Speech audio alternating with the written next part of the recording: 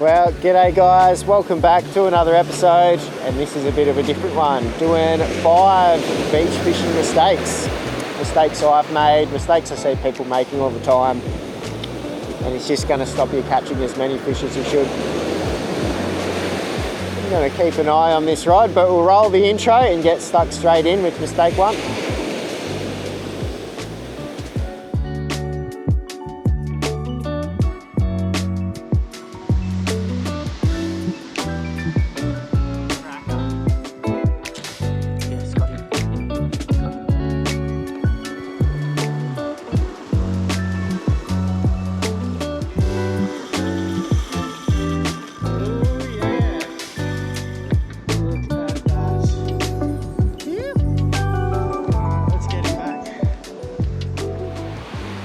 So before we get going, I'll just clarify these mistakes are in no particular order.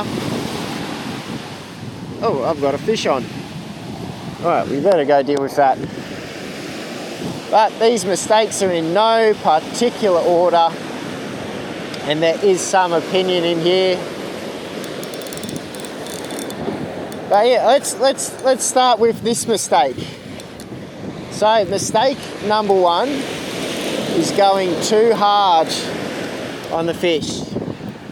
A lot of the time beach fishing here, there's no reef, there's nowhere for them to foul you up on, and I see people just trying to reef them in as quick as you can. Now if you have your drag set too tight, what's going to happen is that you risk pulling the hook out of the fish's mouth, or of course snapping your line.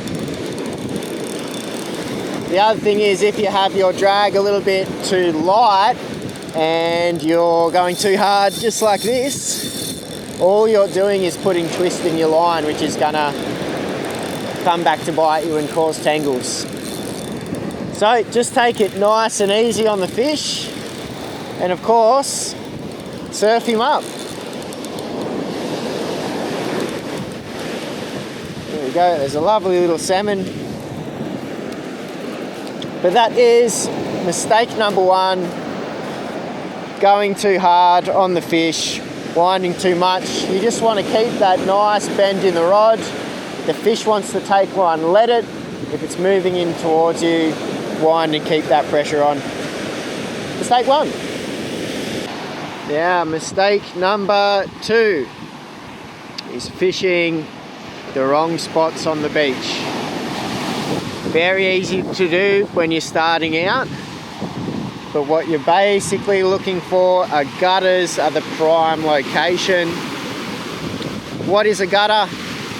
A gutter is a deeper bit of water between you and a sandbar, with waves breaking on the sandbar. So if we see this wave here, it's going to break, and then as it rolls in closer, it hits that deeper water and turns back into an unbroken wave before finally breaking on the shore. That is a very, very typical gutter.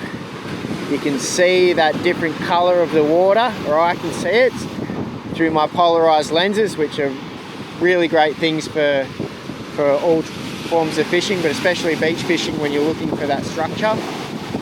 So the gutters are the prime location. Sometimes they're a little bit tricky to see. Sometimes they're really obvious, but they are where the fish hang out, they feed. They're also the highways up and down the beach. Fishing the gutters is going to get you a lot more action than fishing just a deep kind of featureless section. So here there's a deeper hole, which would be a rip. This water comes down through this gutter, is heading out to sea. You're going to get lots more fishing action here in close in the gutter than you are in that beautiful clear water. Oh, we've got another fish on, I think. So it's going to have to wait while I finish this spiel. There's also, what I might do is I'll go land this fish, but I'm gonna put some drone footage up now and kind of show off what gutters can look like. Sometimes the the whitewater will roll all the way through to the beach, and they're a little bit more tricky to see that there's a gutter there. But just a little bit of perseverance, a bit of practice in reading the beach.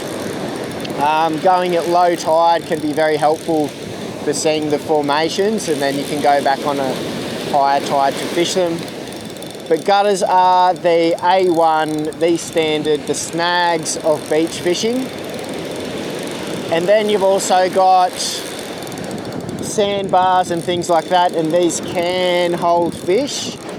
It's just a bit of a thing of whenever I'm getting to the beach for a fish, I'm going to the most likely looking gutter.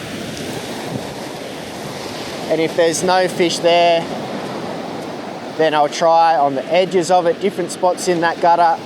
And if there's no fish there, I'll try the next best looking gutter. Move around, stay mobile, but fish the gutters. That is mistake number 2, just fishing anywhere where you want to be fishing those gutters. And there's a little salmon. He swallowed it down deep, so he might be worm bait. Here is mistake number 3, and that is using the wrong setup for the style of fishing or the fish that you're targeting. Most of the time, this looks like people using way too heavy a gear to target the smaller species in the surf. See people using a little bit of beach worm and a tiny little bait holder hook on like a 20-30 pound combo, about 10 kilo combo or whatever. So there's a couple problems in doing that. Is A, you can't cast as far, or you have to use much bigger sinkers to get that same distance and to have your line stay in place. As the line gets thicker, you're going to lose distance in casting, and it's more affected by the water moving, so you need to use bigger sinkers. The rod isn't going to be able to bend adequately to soak up the smaller fish's head knocks and shakes and runs and all the rest. You're also losing out on the fun factor of listening to drag zing off, to have that rod have a nice bend in it while you're fighting a fish on the right size gear. That's not to say you cannot catch fish using the wrong setup, but it is much nicer, and I'm sure you'll catch more fish using the right setup for the job. Which for this is the light surf combo from my fishing charters. Use this in the summertime for whiting as well as bream and salmon off the beach. And it is a 5 to 9 kilo 10'6" Penn Prevail 2.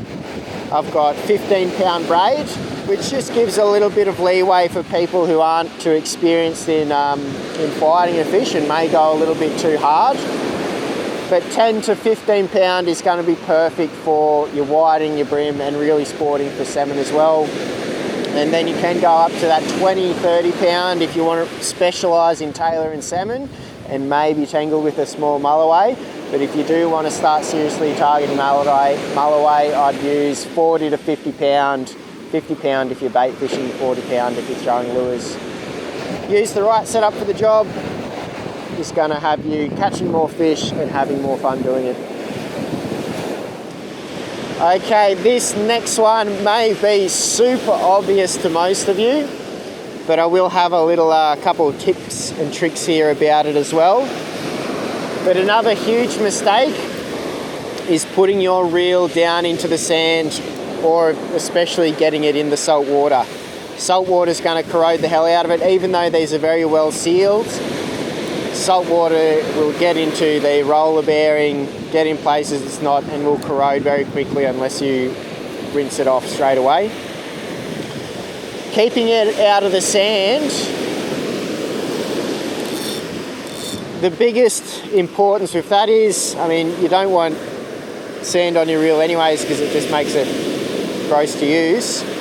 But if I just show you here, if I take off this drag knob,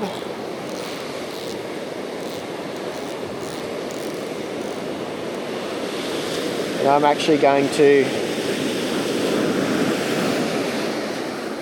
get a bit of sand here. We're going to put it right on the edge of where the drag knob sits. If I tighten this down like this, let's see if this does it. Not quite. I think this sand is just a little bit too fine. But with pens and with a lot of other eels, because there's that little gap there, if you get sand in there, what can happen is that you'll have a self-tightening drag. So as that spool is spinning, as a fish is taking line, the drag knob will actually screw down tighter and tighter as well until you're locked up and pop goes the line. So that's why it is important to keep your reel out of the sand. How do you do it? Rod holders are absolutely fantastic. Just make sure they're in firm enough. Here as an example, the sand is very firm. So I always have this with me for knocking them in to the right amount, because you do not want your rod falling over and your drag filling up with sand. But if you're cruising along the beach and just flicking lures, you don't really want to have a rod holder with you. So what you can do is put your reel in the sand, but the right way, where you're just going to prop it up on the handle. And that way, all of the important bits are kept out of the sand, and you can take off the fish or whatnot, and then it's ready to get fishing straight away again. Right, I'm going to have to give that a clear out before I continue, but we'll get back with tip number 4. Is it 4? Yeah. Here is a mini bonus mistake, which is not checking your line.